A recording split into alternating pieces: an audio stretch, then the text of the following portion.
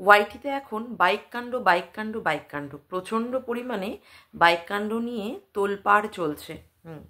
বাইকের পিছনে কে ছিল আর বাইকের সামনে বাইকটা কে চালাচ্ছিল, এই নিয়ে সবাই মোটামুটি মানে ভিডিও করে ফেলেছে। হ্যাঁ, কেউ আর বাকি মানে বাদ যায়নি বাইক কাণ্ড নিয়ে। বাকি ছিলাম আমি।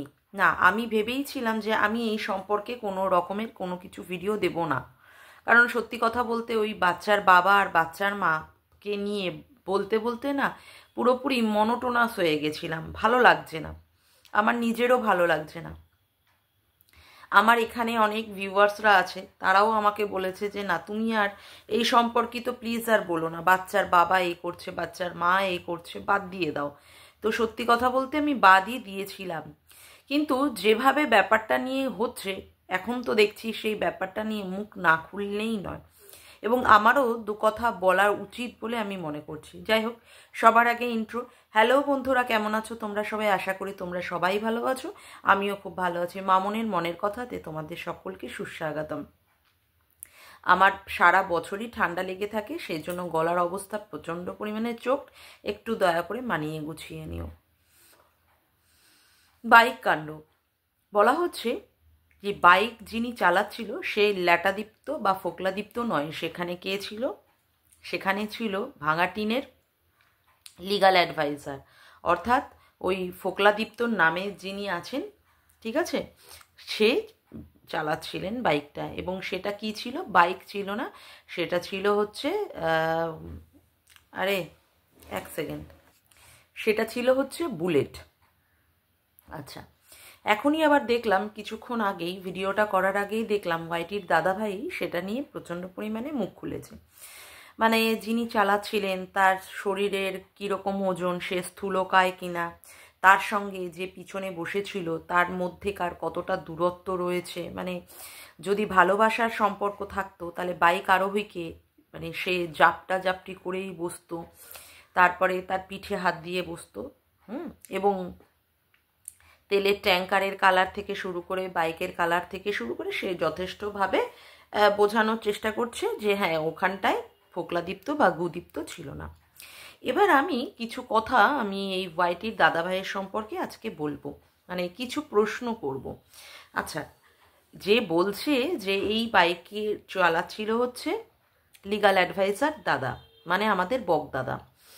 আগের বারেও তো এরকম একটা বাইক কাণ্ড হয়েছিল না, সরস্বতী পুজোয় অর্থাৎ ভ্যালেন্টাইন্স ডেতে, যেখানে গামলা বাইকের পিছনে করে ঘুরতে গেছিল, তারপরে পার্কের মধ্যে বসে ঘুরে বেড়াচ্ছিল, রেস্তোরাঁতে বসে খেলো, তারপরে বাড়িতে এসে দেখালো এই গিফট পেয়েছিল। তার মানে আগের বারে বাইক যে কাণ্ডটা হয়েছিল সেখানে মনে হয় বকদাদা ছিল না, সেখানটায় নিশ্চয়ই তাহলে ফোকলাই ছিল, তাই তো? কি দাদা, তাই তো? আমি ওয়াইটির দাদাভাইকে জিজ্ঞেস করছি, তাই তো? আপনিও মেনে নেবেন এইবারে, তার জন্যই আপনি প্রচণ্ড পরিমাণে মাঠে নেমেছেন এই ব্যাপারকে পরিষ্কারভাবে ক্লিনচিট দেওয়ার জন্য যে ওখানে কোনো মতেই ফোকলাদীপ্ত ছিল না। তা এইবারে যদিও বা ফোকলাদীপ্ত নাও থাকে, আগের বারেরটা কি ছিল? আগের বারেরটা তো নিশ্চয়ই ফোকলাদীপ্তই ছিল, এবং আপনিও সেই জন্যই মুখটা বন্ধ করেছিলেন, কি তাই তো? ঠিক বললাম তো? একদম তাই। আচ্ছা, এবার আসি যে কথাগুলো আপনি বলছেন একটি মাকে কিভাবে হেনস্থা করে বাড়ি থেকে বের করে দেওয়া হয়েছে, তার নাকি হাতে মানে ভুরু প্ল্যাকের জন্য 30 টাকাও দেওয়া হয়নি, তারপরে ফ্রিজে যে সমস্ত খাবারগুলো রাখা হতো সেগুলোও খেয়ে নেওয়া হতো। আচ্ছা, যার উপরে এত অত্যাচার করা হয়, খেতে না দেওয়া হয়, ফ্রিজে খাবার রাখার পরেও সাথে সাথে খাবারগুলো খেয়ে নেওয়া হয়, সেই মহিলা 5টা বছর সংসার করতে পারে না? আপনার কথা অনুযায়ী আপনি যেভাবে বললেন না যে হ্যাঁ এইভাবে তার উপরে অত্যাচার করা হতো, সত্যি তো একটা মেয়ের উপরে যদি এইভাবে মানে অযথা মানে অকথ্যভাবে যদি অত্যাচার করা হয়, তাহলে তো কোনো মেয়ের পক্ষেই শ্বশুরবাড়িতে থাকা সম্ভব না। তা এইভাবে সে 5টা বছর কি করে কাটিয়ে দিল দাদা, একটু বলবেন তো প্লিজ? না এতটাও নিগৃহীত হতে হয়েছে তাকে, তো এর তো প্রতিবাদ করা দরকার। কি এত তার উপরে অত্যাচার হতো, তার জন্য মনে হয় রান্নাটা মানে শাশুড়িই করতো। সকালবেলা থেকে সে তার বাচ্চা নিয়ে থাকতো, সে তার মতো করে ঘুরে বেড়াতো, ব্লগ করতো, সেখানে মনে হয় না তাকে রান্না বান্না কাজকর্ম কোনো দিন আমরা সেইভাবে দেখেছি যেমন করে গৃহস্থলীর প্রত্যেক দিন রান্না বান্না কাজকর্ম করা হয়, সেইভাবে মনে হয় না আমরা তাকে কোনো দিন সেইভাবে রান্না বান্না করতে দেখেছি। সেই জন্যই মনে হয় সে ঘুরে বেড়ানোর একটা স্বাধীনতা পেয়েছিল, যেখানে রান্না হলেই তাকে খেতে দেওয়া হতো, তাই না? আমরা সবাই সেটাই দেখেছি। তারপরে ব্যাপারটা হচ্ছে যে তাকে এমনভাবে রাখা হয়েছিল যাতে করে তার মধ্যে কোনো স্বাধীনতা ছিল না, কিন্তু না থাকার জন্য সে কিন্তু খুব সুন্দর করে তার বাচ্চার গয়নাগাটি থেকে শুরু করে, তার গয়নাগাটি থেকে শুরু করে, তার শাশুড়ির গয়নাগাটি থেকে শুরু করে সব কিন্তু মানে পুরোপুরি হাফিস করে নিয়ে গেছে। তার জন্যই যে বারে বারে গয়না চুরির কথা ওঠে, সেই ব্যাপারটা নিয়ে কিন্তু আপনাদের যে মা, বাচ্চার যে মা, অসহায় মা, আপনারা যে প্রমাণ করার চেষ্টা করেন, সেখানে কিন্তু সে মৌনব্রত অবলম্বন করছে, সেখানে কিন্তু সে কোনো রকমের কথা পরিষ্কারভাবে বলতে পারছে না দাদা। আপনি নিজেও সেটা ভালো মতো জানেন, আপনি নিজেও জানেন সেটা। সেই জন্য বাচ্চার মা কিন্তু কোনো রকমে সেটা নিয়ে মুখ খুলতে পারছে না, কারণ সে তো পরিষ্কারভাবেই গয়নাগুলো সম্পূর্ণ হাত দিয়ে পরিষ্কারভাবে মানে চেঁচে পুছেই নিয়ে গেছে, সেখানে কোনো রকমের কিছু অবশিষ্টাংশ ফেলে রেখে যায়নি। তার জন্যই আপনারা সেই ব্যাপার নিয়ে বলতে পারেন না। আর এই মারধরের ব্যাপার দেখুন, মারধর তার উপরে কতটা করা হয়েছিল সে কিন্তু সেই সময় সেইভাবে প্রমাণ দিতে পারেনি। তার গায়ে যদি সেই রকম কালশিটে দাগ থাকতো, আর তার গায়ে যদি কোনো রকমের পোড়া ছ্যাঁকা বা আঘাতের দাগ থাকতো, সে এতটাও সহজ সাদা সিধে বোকা মেয়ে নয় যে সেদিন সে পুলিশ স্টেশনে গিয়ে সেই সমস্ত দাগগুলোর বা প্রমাণগুলো সে না দেখিয়ে বাড়ি চলে আসতো। তার গায়ে ছিল না বলেই কিন্তু সে সেইগুলো দেখাতে পারেনি। 498 এর মতো কেস করেও সে কিন্তু সেখানটায় স্ট্রংলিভাবে কোনো প্রমাণ কিন্তু সে দেখাতে পারেনি দাদা। তার জন্যই কিন্তু কেসটা ধোপে টেকেনি, বুঝলেন? আর একটা কথা রইল বাকি, এই যে আজকে যে ফোকলাদীপ্ত গুদীপ্তকে নিয়ে যে কথাগুলো বলা হয়, যে একটা মা, আচ্ছা আপনি একটা কথা বলুন তো, বলা হচ্ছে আপনারা আপনাদের তরফ থেকেই বলেছেন যে এই যে চ্যাটিংগুলো ফোকলাদীপ্তর সঙ্গে যে চ্যাটিংগুলো করা হয়েছে, সেইগুলো করেছে বাচ্চার বাবা, মানে নাম দিয়েছে কার? বাচ্চার মায়ের। আপনার কথাটা যদিও বা আমি মেনে নিই যে হ্যাঁ আপনার কথাটাই সঠিক, কারণ আপনি তো প্রচণ্ড পরিমাণে সত্যের নাড়া লাগান, সত্যের ঝান্ডা নিয়ে নিয়ে লাইভ করে ভিডিও করে বোঝান যে আপনি সত্যিই কথা বলছেন।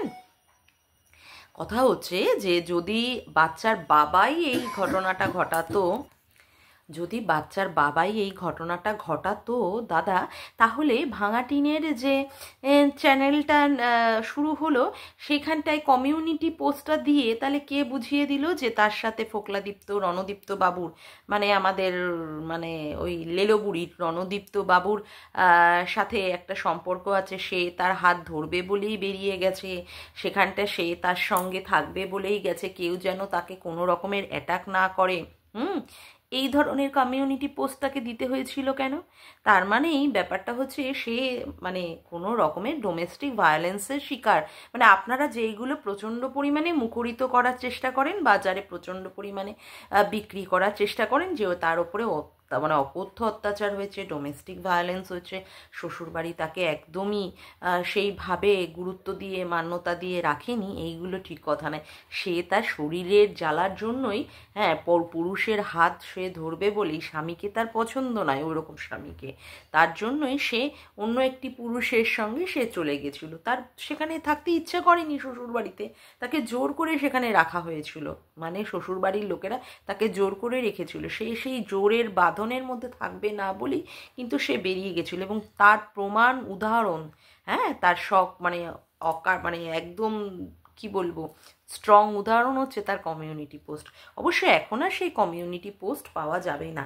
আচ্ছা, এবার আপনি যেটা বললেন বাচ্চা নিয়ে নেওয়ার ক্ষেত্রে, আপনি বললেন যে যে চ্যানেলটা ছিল, হ্যাঁ, এখন যেই চ্যানেলটা আর তে বাচ্চার বাবা চালায় সেই চ্যানেলটা এর আগে ছিল বাচ্চার মায়ের নামে, সেটাকে সে বদলে দিয়ে তার নাম করেই চালাচ্ছে, মানে তার নাম দিয়ে চালাচ্ছে। তো তার কাছে তো সেই চ্যানেল ছিল না, তার কাছে কোনো ইনকাম ছিল না, তার কাছে কিছু ছিল না বলেই সে বাচ্চাটাকে নিয়ে বেরোতে পারেনি। আচ্ছা, আপনার কথা অনুযায়ী যদি ঠিক বলে মনে করি যে আপনার, আচ্ছা আপনি বলুন তো, অনেক বাড়িতেই তো এরকম অশান্তি হয়, অনেক বাড়ি থেকেই তো মেয়েরা বাপের বাড়িতে চলে আসে, অমুক আসে তমুক আসে, সবাই কি বাচ্চাটাকে রেখে আসে বাপের বাড়িতে? কখনোই নয়। নারী ছেঁড়া ধন হচ্ছে তার বাচ্চা। হ্যাঁ, তার বাচ্চা হচ্ছে তার মানে আত্মা থেকে শুরু করে তার সব কিছু। সেখানে বাচ্চাটাকে কখনোই কেউ অন্য জায়গায় রেখে দিয়ে আসতে পারে না। বাচ্চাকে মানুষ, মেয়েরা বিশেষ করে মায়েরা তার সঙ্গে নিয়েই বেরোয়। বাচ্চাকে কখনো এসে অন্য জায়গায় ফেলে আসতে পারে না। আর যেখানে এসে নিজে নির্যাতিতা, নিজে নিগৃহীতা, নিজে সেখানে অত্যাচারিতা হয়ে এসেছিল, সেই জায়গায় মনে হয় আপনার যে তার নিজের বাচ্চাকে সে ফেলে আসবে, সেটাকে সে মনে করছে যে বিপদগ্রস্ত নয় তার বাচ্চার জন্য। যার কারণে, সেই বিপদের কারণে যেখানটায় বাচ্চার মাকে বেরিয়ে আসতে হয়েছে, সেই জায়গায় কি করে সে বাচ্চাটাকে ফেলে আসতে পারে?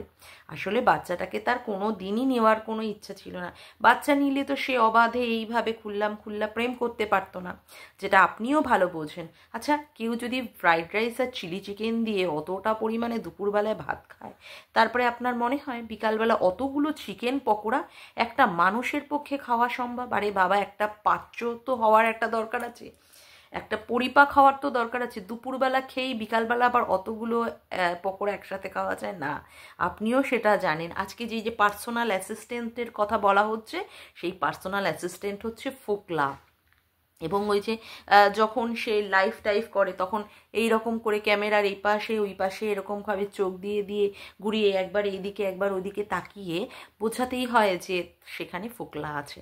আর ফোকলা ছাড়া তার এত বড় বিজনেস, মাল আনা, মাল ডেলিভারি করা, হ্যাঁ, ঠিক সময়ে পার্সেল পৌঁছে দেওয়া, তারপরে মালগুলোকে আবার প্যাকেজিং করা, এতগুলো সম্ভব না, সেটা আপনিও ভালো জানেন। কিন্তু ওই যে আপনাকে সীমাদির এগেনস্টে গিয়ে দাঁড়াতে হবে, আপনিও তো কখনো মানে কোনো এক সময় বাচ্চার বাবার হয়েই আগে ভিডিওগুলো করতেন, কিন্তু সীমাদির এগেনস্টে দাঁড়াতে হবে বলে তার জন্যই আপনি কি করেছেন, এখন বাচ্চার মাকে সাপোর্ট করছেন। সে আপনি করতেই পারেন, আপনার পয়েন্ট অফ ভিউ, যাকে আপনি পছন্দ করবেন তাকেই করবেন, কিন্তু দাদা সত্যিগুলো বলতে গিয়ে না মিথ্যেগুলোকে প্লিজ আড়াল করবেন না, এটা আপনার কাছে আমার একান্ত অনুরোধ। যাই হোক, আচ্ছা, এবার কথা হচ্ছে সেখানে বাচ্চাটাকে নিয়ে যাওয়া মানেই হচ্ছে সে হচ্ছে প্রেমের বাধা বা কাঁটা।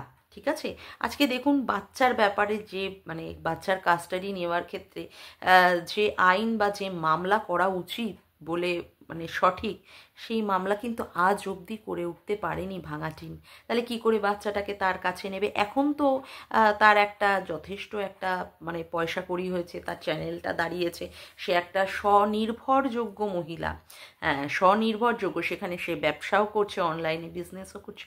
এখনও আপনার মনে হয় যে বাচ্চা নেওয়ার ক্ষেত্রে এখনও পর্যন্ত উপযুক্ত নয়? না, আসলে কি বলুন তো, আপনি নিজেও জানেন যে কোনো দিনই বাচ্চা নেবে না। যদি বাচ্চাটা নেওয়ার দরকারই হতো না, তাহলে এইরকম 1 বছর 1.5 বছর অতিবাহিত হয়ে যেত না, বা এতটাও সময় লাগতো না তার বাচ্চা নেওয়ার ক্ষেত্রে। তাহলে অনেক আগেই বাচ্চার সঠিকভাবে মামলা করে বাচ্চাটাকে সে নিজের কাছে নিয়ে যেতে পারতো, কিন্তু সে বাচ্চা নেবে না। আচ্ছা, দেখুন, আপনি বাচ্চার মাকে সাপোর্ট করুন, অমুক করুন, কোনো আমাদের কোনো আপত্তিই নেই, কিন্তু বাচ্চার মাকে আপনি মানে বস্ত্র দিয়ে, হ্যাঁ, শ্রীকৃষ্ণের মতো ওই যখন দুঃশাসন কাপড় টানছিল, সেই সময় দ্রৌপদীকে শ্রীকৃষ্ণের মতো বস্ত্র দিয়ে যেভাবে আপনি রক্ষা করার চেষ্টা করছেন, অনেক ভালোই কাজ করছেন। হ্যাঁ, কিন্তু একজনকে বস্ত্র দিয়ে ঢাকতে গিয়ে আর একজনকে যে আপনি উলঙ্গ করছেন বারংবার, এটা কি আপনি ঠিক করছেন? একজন মহিলার পাশে আপনি দাঁড়াচ্ছেন, একজন অসহায় অবলা মহিলা। হ্যাঁ, হ্যাঁ, যাই হোক, সেটা আপনার চয়েস, কিন্তু এইভাবে একজনকে ঢাকতে গিয়ে, কাপড় দিয়ে ঢাকতে গিয়ে আর একজনকে কি নগ্ন করে দিতে পারেন? এটা বুঝি আপনার মানে পরিচয়? না, সেই সম্পর্কে আজকে কথা বলবো। হ্যাঁ, আমি ভালো ভালোই কথা বলবো। হ্যাঁ, তবে দীপ্তিদি একটা কথা বলেছেন, আমি দীপ্তিদির সেই কথাটাও রাখার চেষ্টা করব। দীপ্তিদি রিম্পাকে বলেছেন এই 49 নিয়ে আর কোনো কথা যেন না বলতে। আমি দিদির উদ্দেশ্যে একটা কথা বলবো যে দিদি, তুমি বলেছো রিম্পাকে, এবং তুমি এটাই চাও যে 49 নিয়ে এখানটাই যেন কাটাছেঁড়া বন্ধ হয়ে যাক। আমি আজকেই এটাকেই শেষ করব। আজকে অন্তত একটা বারের জন্য আমি কিছু কথা অন্তত 49-এর বিষয় নিয়ে বলে নিই তারপরে। আচ্ছা, তার জন্য তুমি ব্যাপারটাকে একটু ক্ষমা করে দিও। আচ্ছা দাদা, 49-এর বিষয় নিয়ে আপনার প্রচণ্ড পরিমাণে মাথা ঘামানো বিষয় না? হ্যাঁ, এই বাইক কাণ্ডর ব্যাপারটা নিয়ে বাইক হতে হতে গিয়ে আপনি 49-কে নিয়ে টানাটানি করলেন। একমাত্র 49 তো এই বাইক কাণ্ড নিয়ে ভিডিও করেনি, বাইক কাণ্ড নিয়ে ভিডিও করেছে ওইদিকে ইপসিদি, তারপরে আরশ, তারপরে হচ্ছে দীপ্তিদি, সবাই বাইক কাণ্ড নিয়ে করেছে। হ্যাঁ, পায়েল বলেও সেও বাইক কাণ্ড নিয়ে করেছে। সবাইকে তো আপনি টানাটানি করলেন না। কাকে টানাটানি করলেন? রিম্পাকে নিয়ে টানলেন। মানে রিম্পাকে টানাটা খুব সহজ। আচ্ছা দাদা, একটা কথা আপনি আমাকে বলুন, একটি মহিলা অন্যায় করেছে আপনার কথা অনুযায়ী, 49-এর টাকা চেয়েছে, সত্যিই তো তাই। সে ব্র্যান্ড আলি কত বড় বড় কথা বলে, সেখানে 49 চেয়েছে, কবে কি 1500 টাকা চেয়েছে। আচ্ছা, চেয়েছে কি আপনার কাছে? আপনার কাছে চেয়েছে 49 বা 1500 টাকা? না, আপনি প্রত্যেক দিন এইভাবে ভিডিও করে লাইভ করে বোঝানোর চেষ্টা করেন। আপনার কাছে তো চায়নি দাদা, চেয়েছে অন্য একজন মানুষের কাছে। আপনার এত ফাটছে কেন? আপনার এত কষ্ট হচ্ছে কেন? আপনার এত জ্বালা লাগছে কেন 49-এর ব্যাপার নিয়ে কথা বলতে? কেন এত 49 নিয়ে কথা তুলছেন? আপনার বউ যখন কোনো কাস্টমারের কাছ থেকে 10,000 টাকা নিয়ে এসেছিল, সেই দিয়ে যেটা দিয়ে ওয়াশিং মেশিন কিনেছিল, সেই সম্পর্কে কই আপনার তো কোনো কথা নেই? হ্যাঁ, সেই সম্পর্কে তো কই আপনার কোনো কথা নেই? এই যে আপনি বারংবার বলেন আমার মাকে টেনে, আমার বউকে টেনে লোকে কথা বলে, আমি কি ছেড়ে দেবো? একদম তাই। আপনার মা, আপনার বউয়ের সম্মান আছে, ওদিকে 49 অর্থাৎ যাকে বলছেন রিম্পা, তার সম্মান নেই না? আপনার মাকে নিয়ে, আপনার বউকে নিয়ে এর মধ্যে কবে টানাটানি হয়েছে যে আপনি আবার 49 নিয়ে টানতে বসলেন দাদা? এটাই আপনার শিক্ষার পরিচয়, এটাই আপনার জন্মের পরিচয়, যেটা আপনি বারংবার দিতে চলে আসেন। একদম তাই। কারো সন্তান না হলে তার সন্তানহীনতা নিয়ে টানাটানি করা, কাউকে 49 নিয়ে খোঁচা মারা, এগুলোই হচ্ছে আপনার শিক্ষা, আপনার জন্মের পরিচয়, আপনি বারংবারই দেন। আচ্ছা, এবার কথা হচ্ছে, দেখুন, যার কাছে চেয়েছে, যে চেয়েছে, তাদের তাদের ব্যাপারটা। এই আপনি মিডলম্যান হয়ে না বড্ড বেশি অত্যাচার করেন, জানেন তো? এগুলো করবেন না, এগুলো করবেন না। দেখুন, আপনি যত ভায়োলেন্টলি এইগুলো করবেন, এই পাশ থেকেও কিন্তু অনেক ভায়োলেন্টলি আপনার দিকে ব্যাপারগুলো কিন্তু ছুড়ে যাবে। সেই জন্য বলছি, আপনার মা আর বউকে যদি না টানাটানি করার ইচ্ছা থাকে, মানে এই সোসাইটি, মানে এই বাজারে, ওয়াইটির বাজারে, সোশ্যাল মিডিয়ার বাজারে, তাহলে প্লিজ আপনি আর দয়া করে এই সম্পর্কিত কথা বলবেন না। যে যার কাছে চেয়েছে, যাকে বলেছে, যে বলেছে, তারা তারা বুঝে নেবে। সে কাকে কি কমেন্ট করেছে, না কমেন্ট করেছে, এইগুলো নিয়ে মনে হয় না কথা বলা উচিত। আসলে কি বলুন তো, আপনার তো সেই রকমই জন্ম, আপনার শিক্ষাও সেই রকমভাবেই, যেগুলো মানুষ বলে না। দেখুন, বিশ্বাস করতে আমার ইচ্ছা করে না, কিন্তু ওই যে আপনার যে সমস্ত ভিডিও বা আপনার যে সমস্ত কথাবার্তা, সেইগুলোই বিশ্বাস করাতে আমাকে বাধ্য করে যে লোকে যেই কথাগুলো আপনার সম্পর্কে বলে, সেই কথাগুলোই একমাত্র সত্যি। আর রইল বা কি, ব্ল্যাকমেইল করে আপনার সঙ্গে বলছেন আপনি টাকা দেওয়ার কথা। শুনুন দাদা, একটা ভালো কথা বলি, আপনার ওই বাড়িটা যার কাছেই বলুন আর যাই বলুন, গল্প করে বলুন আর যাই বলুন মজার ছলে, আপনার বাড়িটা যে আপনার পয়সায় না, সেটা কিন্তু সবাই জানে। হ্যাঁ, ওকে বলছেন ও ফাঁকা, ওর নেই টাকা, ও হচ্ছে ফাঁকা। আপনিও যে একটা ফাঁকা মাল, ফাঁকা কলসির আওয়াজ বেশি করে করে করেন, সেটা কিন্তু বুঝতে পারি। আপনার টাকায় কিন্তু আপনার বাড়ি হয়নি, আপনার বউয়ের টাকায় বাড়িটা হয়েছে। সেখানে যে আপনি একজন আশ্রিতর মতো থাকেন, আর আপনার মাও যে আশ্রিতার মতো থাকে, এটা কিন্তু আমাদের বুঝতে কারোর বাকি নেই। কেমন? যদি আমি ভুল হয়ে থাকি, আপনি প্লিজ আমাকে পরিষ্কার করে ক্লিয়ার করে দেবেন। আর রইল বাকি হচ্ছে এবার আপনার বাড়ি, আপনার কাছে যাওয়া, সে যদি আপনি বাড়াবাড়ি করেন, সে তো অবশ্যই যেতে হবে, সে তো অবশ্যই যেতে হবে। আপনার বাড়াবাড়ির লেভেল যদি বাড়তে থাকে, সেখানে ও একা কেন, সেখানে এরকম সব মহিলারাই তাদের স্বামীদের নিয়ে আপনার কাছে গিয়ে প্রশ্ন করার অধিকার আছে। আপনি ভুলে যাচ্ছেন, আপনি ভুলে যাচ্ছেন যে যে আপনি কি কি করেছেন না করেছেন। আপনার বাড়ির বউয়ের সম্মান, আপনার মায়ের সম্মান থাকতে পারে, অথচ যারা ভিডিও করতে এসেছে বাড়ির বউগুলো, তাদের সম্মান হারিয়ে যাবে, এটা তো ভুললে চলবে না। তা তাদের স্বামীদেরও তো অবশ্যই এই ব্যাপারে আসবেই না? আপনি ভয় পেয়ে যাচ্ছেন সে ব্যাপারে। ব্ল্যাকমেল বলে বা অমুক করে ও যে কথাগুলো বলেছেন সেখানটায় আপনি এই কথাগুলো বলে খুব হালকাভাবে নিয়ে উড়িয়ে দিচ্ছেন। উড়িয়ে দেবেন না দাদা, এই ব্যাপারগুলো নিয়ে আসবো। আচ্ছা, এবার আর একটা লাস্ট কথা, যেটা আপনি বললেন দোগলার বিষয় নিয়ে। বাবা, আমাদের মতো দোগলাদের মুখোশ আপনি খুলে দিচ্ছেন। সত্যি আপনার থেকে বড় দোগলা কেউ হতে পারে?